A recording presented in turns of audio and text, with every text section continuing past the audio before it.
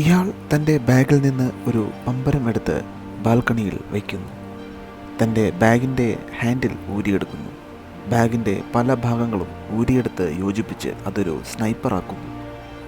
അയാൾ ബുള്ളറ്റിട്ട് ബിൽഡിങ്ങിൻ്റെ ഭിത്തിയിൽ ഷൂട്ട് ചെയ്യുന്നു. അത് ടാർഗറ്റിൽ നിന്ന് മാറിയാണ് കൊള്ളുന്നത്. വീണ്ടും ബുള്ളറ്റിട്ട് ഷൂട്ട് ചെയ്യുന്നു.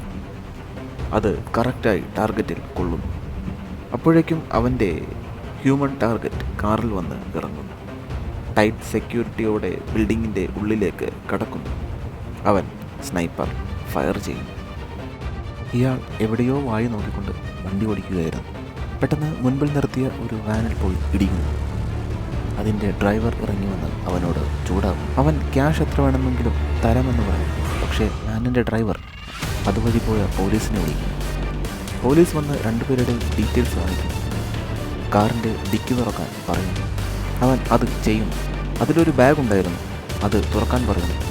പോലീസുകാരൻ ബാഗ് ചെക്ക് ചെയ്യുന്നു. അതിലൊരു ഗൺ ഉണ്ടായിരുന്നു. പെട്ടെന്ന് അവൻ പോലീസുകാരനെ ഷൂട്ട് ചെയ്യും. ഗൺ വാൻ ഡ്രൈവർക്ക് എറിഞ്ഞു കൊടുക്കുന്നു. അവനെയും ഷൂട്ട് ചെയ്യുന്നു. എന്നിട്ട് ഗൺ പരസ്പരം പോലീസുകാരൻ്റെയും വാൻ ഡ്രൈവറുടെയും കയ്യിൽ വെച്ചു കൊടുക്കുന്നു. അവിടെ നിന്ന് അവൻ രക്ഷപ്പെടും.